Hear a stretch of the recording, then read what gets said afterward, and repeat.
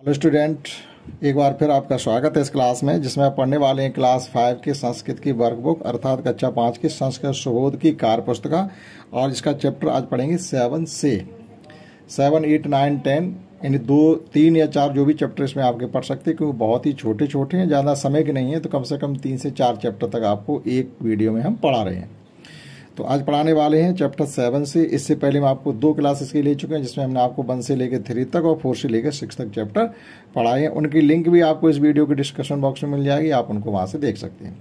तो आज शुरू करते हैं चैप्टर 7 से। सप्तम पाठा एहि बीर रे। इसका मतलब क्या होता? आओ बीरो, आओ बीरो।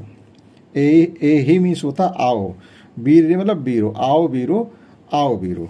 तो एक कविता है, यानी ये वीर रस से भरी हुई कविता है जिसे हमें पढ़ना चाहिए, उसका अर्थ समझना चाहिए।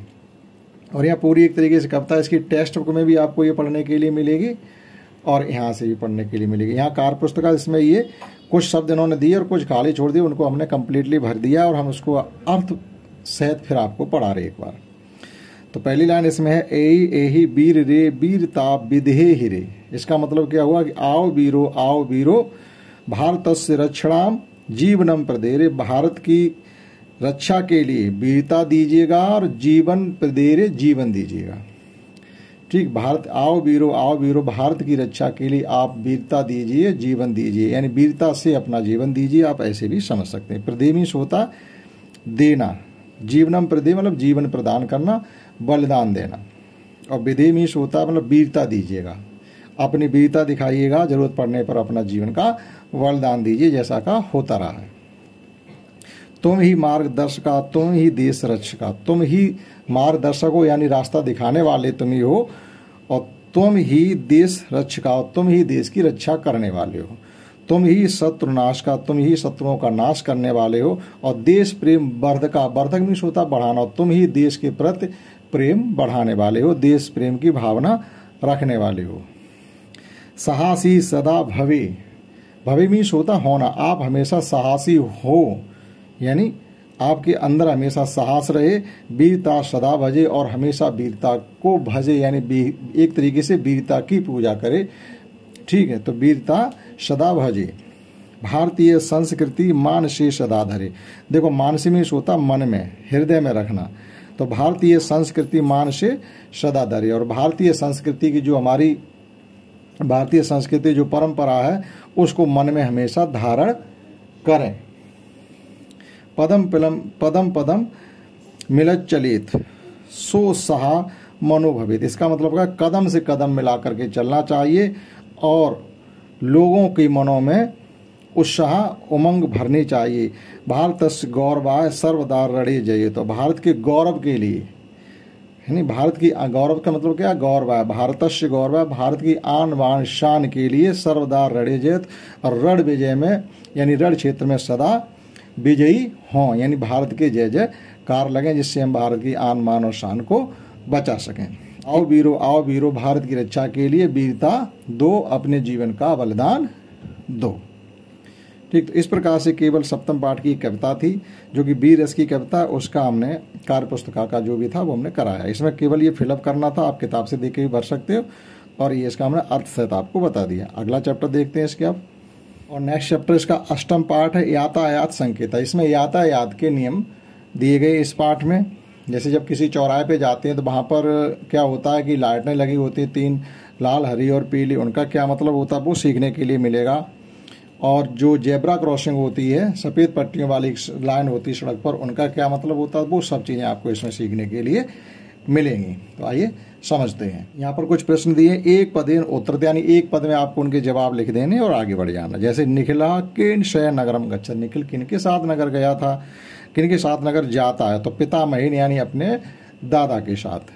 चतुष्पति मार्गात पारम गमने का भयम करोत। चतुष्पति मार्गात में जब चौराहे पर हुआ, रास्ते को पार कर रहा था, तो किसके मन में भय हुआ, तो का लिखा हुआ, यानी किसके मन में भय हुआ चौराहे को पार करते हो, तो उसका नाम लिख देंगे निखिला, निखिल के मन में। संकेत कतिवर्णा, संकेत के कितने रंग होते हैं, तो तिवर्णा, केवल एक पद में आपको उत्तर लिखना, 1 टर्म। तिष्ठ कस्य वर्णस्य संकेतस्य अर्थ अस्य। इसका मतलब है कि रुक जाना। कौन सा कलर ऐसा है जो आपसे ये कहता है रुक जाइए, तो वो है रक्त वर्णस यानी लाल रंग। रक्त वर्णस मीन्स रक्त मीन्स होता खून, खून जैसा जिसका रंग होता है, अर्थात लाल रंग का ये अर्थ होता है कि आप जहाँ खड़े हैं वहीं रुक जाए। तिष्ठ मीन्स होता रुक जाना। तिष्ठ कस्य वर्णस्य संकेतस्य अर्थ अस्ति, तो रक्त वर्णस्य। और अगला है कि कस्य संकेतस्य अर्थ अस्ति प्रतीक्षा अथवा सावधान। किस रंग का ये अर्थ होता है कि आप वेट करिएगा या सावधान हो जाइएगा, चलने के लिए तैयार हो जाइए, तो वो होता पीत वर्णस। पीला रंग जब हो जाए तो आप अपनी गाड़ी स्टार्ट कर लीजिएगा, 2 सेकंड का और वेट करिए, मतलब चलने के लिए आप तैयार हैं। अग्रेसर अथवा चल, चलिए। कस संकेत से अर्थ, किस रंग का ये संकेत है कि अब चलिएगा। हरित वर्णस यानी हरे रंग का ये मतलब होता है कि अब आप आगे चल सकते हैं। श्वेत वर्णस पंक्ति किमर्थम अस्त, जो श्वेत वर्ण की पंक्तियां होती हैं, आपने देखा होगा रोड पे जेब्रा क्रॉसिंग होती है, यानी किसी रोड पर बड़ी बड़ी चौड़ी चौड़ी ऐसी सफ़ेद सफ़ेद पट्टियां होती हैं, उनसे होकर के कौन से यात्री निकलते हैं? पैदल यात्री उन पर होकर के निकल सकते हैं, तो वो होता पदान पदाते नाम, यानी जो लोग पैदल यात्री होते हैं उनके लिए। और नेक्स्ट दूसरा सवाल इसमें ये वाक्यान पूर्यते, यानी ये वाक्यों को कंप्लीट करना है। तो यहाँ लिखा हुआ चतुष्पदी मार्गात पारम गमने भयम करोति, ठीक। तो चौराहे पर पार करते हुए मन में भय करता है, कौन? निखिल। तो पुरता यातायातस्य संकेता पश्य, मतलब देखिएगा यातायात के संकेतों को। रक्त वर्णस्य संकेतस्य अर्थ अस्ति तिष्ठ, इसमें वरना कुछ नहीं, यहाँ खाली रहेगा ये। रक्त वर्ण यानी लाल रंग का अर्थ होता है, उसका मतलब होता रुक जाना। हरित वर्णस्य संकेतस्य अर्थ अस्ति अग्रेसर अथवा चल, हरे रंग का मतलब होता है आगे चलिए। अनेन जना पदभ्याम पारम गच्छन्ति, यानी कहाँ पर जना पैरों से पार करते हैं? यहाँ पर लोग पैरों से पार कर, यानी पैदल चल करके पार करते हैं, यानी वो जेब्रा क्रॉसिंग होती है, सफ़ेद पट्टियाँ। सर्वाणि वाहनान स्व स्व स्थाने तिष्ठन्, सभी वाहन अपनी अपनी जगह पर रुक जाते हैं। कब? जैसी लाल बत्ती जलती है तभी। और यहाँ पर इन संकेतों के चिन्ह लिखने हैं, केवल रक्त वर्ण, हरित वर्ण और पीत वर्ण, केवल इसमें इतना करना है। और यहाँ पर जैसा कहा गया, जैसे गच्छत के गच्छन्त आपका एक वचन से बहुवचन बना, वैसे करोत का हो जाएगा कुर्वन्त, अस्त का हो जाएगा संत, तिष्ठत का हो जाएगा तिष्ठन्त। और यहाँ पर पितामह पितामहीन, यानी पितामही से दादा, पितामहीन मीन्स उनके साथ, बालक बालकेन, जना जने, मार्गा मार्गे और निखला निखले लिख देंगे इसमें, आप एक हमने छोड़ दिया है। और इस प्रकार से ये 8वां पाठ भी कंप्लीट हो जाता। अब समझते हैं 9वां पाठ, इसका नेक्स्ट नवम पाठ है। तो नवम पाठ में भी क्या है? एक कविता है, लघु परिवार, छोटा परिवार नाम से एक कविता है, जो कि समझते हैं उसमें हमें क्या सीखने के लिए मिल सकता है। देखिएगा चित्र दिया गया, जिसमें एक छोटा परिवार है, दादा दादी है, मम्मी पापा और उनके 2 बच्चे हैं। यहाँ पर एक कविता वाक्यान पूर्वक, वाक्यों को पूरा करना, तो आप किताब से देखकर भी कंप्लीट इसको कर सकते हैं। हम इसका अर्थ ही बताते जाएंगे और फिर भी हमने कर दी। ऐसा मम परिवार, यह मेरा परिवार है। ऐसा लघु परिवार, यह छोटा परिवार है। परिजन पालक जनक, मतलब परिजन पालक और जनक, यानी इसमें कौन कौन से हैं? पालक हैं, जनक यानी मम्मी पापा हैं, दादा दादी। बस ना ही दीनम ना ही धनिक, ना ही हम बहुत गरीब हैं और ना ही बहुत धनवान है, अर्थात हम मिडिल वर्ग के, हमारे सब काम सही से चल रही हैं। अति सरला मम जननी, मेरी माँ बहुत ही सरल स्वभाव की हैं। एयम सुशीला भगनी अहमस्या शुभंदु, ऐसा मम परिवारा। एयम सुशीला भगनी, ये मेरी बहन सुशीला है। अमस्या शुभंदु, और मेरा भाई, और यह मेरा भाई है। ऐसा मम परिवार, ये मेरा परिवार है। भगनी मीन्स होता बहन। भ्रात भगिन्यो भेदा, यानी हमारे भ्राता भगिन्यो भेदा, यानी हमारे भाई और बहन में कोई भेद नहीं है। ना ही कश्यत ना ही खेदा, ना ही कभी दुख किया, ना ही किसी प्रकार का कष्ट है। आदर्श परिवार, हमारा एक आदर्श परिवार है।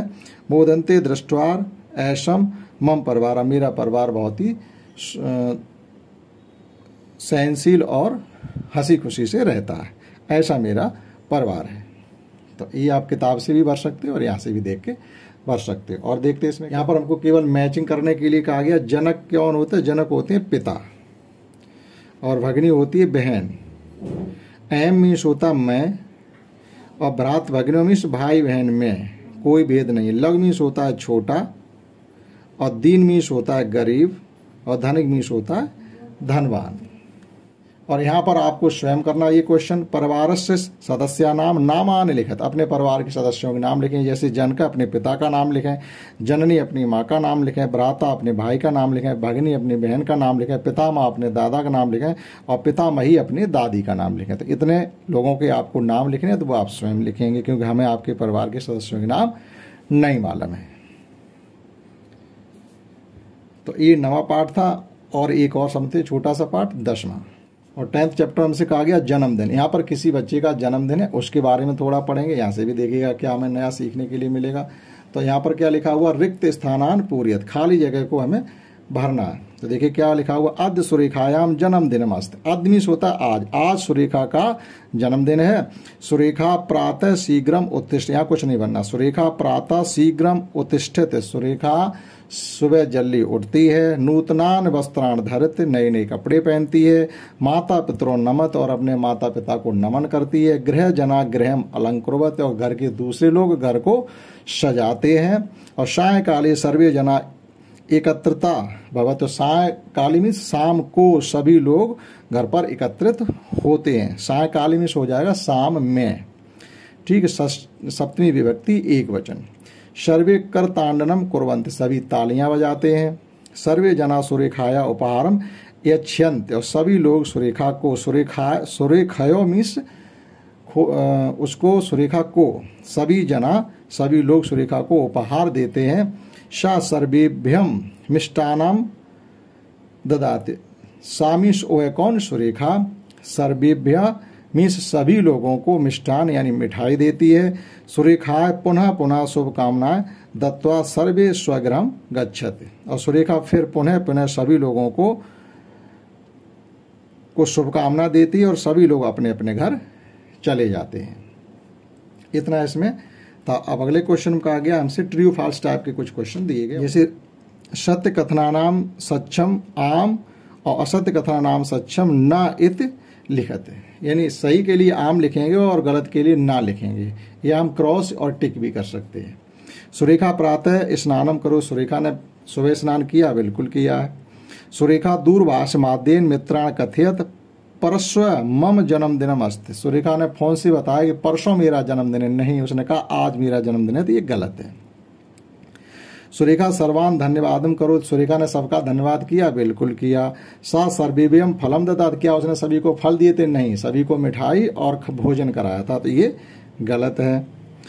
सर्वे सुरेखायाम जन्मदिने मिष्टानान व्यंजनान च खादत, ये भी सही है, सभी ने मिठाई और खाना खाया। और सुरेखा पुनः पुनः शुभकामनाम दत्वा सर्वे उद्यानम गच्छते, सुरेखा को सभी लोग पुनः पुनः बधाई दे करके क्या उद्यान को चले गए, नहीं, सब लोग अपने अपने घर को गए। और अंतिम क्वेश्चन है, यहाँ पर ये शब्द दिए गए, इन्हें वाक्य प्रयोग करना, तो हम चैप्टर के माध्यम से इसको कर सकते हैं। जो सुरेखा जन्मदिन का पाठ है उसकी ही मदद से इनके वाक्य प्रयोग कर सकते हैं। जैसे प्रातः, तो सुरेखा प्रातः शीघ्रम उत्तिष्ठित। वस्त्राण, इसको वाक्य प्रयोग करना, नूतनान वस्त्राण धरत। गृह जना गृहम अलंकुर्वत, घर के लोग घर को सजाते हैं। घर के अन्य सदस्य जना सायकाले सर्वे जना एकत्रता भवंत, शाम को सभी लोग इकट्ठे होते हैं। और ददात का वाक्य प्रयोग करेंगे, सहा सर्वेभ्यम ददात, वो सभी को मिष्टान वगैरह देते हैं। यहाँ पर एक मिष्टान शब्द और लिखना चाहिए। कुर्वंत सर्वे करतांडनम कुर्वंत, सभी तालियां बजाते हैं। सर्वान, सुरेखा सर्वान धन्यवादम कथयत, सुरेखा सभी को धन्यवाद कहती है। और खादंत सर्वे सुरेखायाम जन्मदिने मिष्टान्नान व्यंजनान च खादंत। और इसी प्रकार से नमत का हो जाएगा माता पितरों नमत, सुरेखा अपने माता पिता को नमन करती है। और अंतिम क्वेश्चन है, यहाँ पर देखो ये क्या होते हैं, एक तरीके से नपुंसकलिंग शब्द होते हैं, इनका बहुवचन बनाने के लिए नान लग जाता अक्सर। तो वस्त्रम वस्त्रान, वस्त्र नान हो जाएगा, वस्त्राण भी हो जाएगा, वस्त्राण वस्त्राणी, इसे भी लिख सकते हैं। गृहम गृहान हो जाएगा, मित्रम मित्रान हो जाएगा, मित्राणी, इस प्रकार से भी लिखा जा सकता है। और मिष्टानम, तो मिष्टान्नान ऐसे लिख सकते हैं। व्यंजनम का व्यंजनम हो जाएगा व्यंजनान, और सर्वम हो जाएगा सर्वान। तो इनको इस प्रकार से लिखना था। इस प्रकार से इसमें आपको हमने चैप्टर 7, 8, 9 और 10 की कार्य पुस्तिका करवाई है। आशा करता हूँ आपने समझ पाया होगा। इस क्लास में इतना ही। जय हिंद, जय भारत।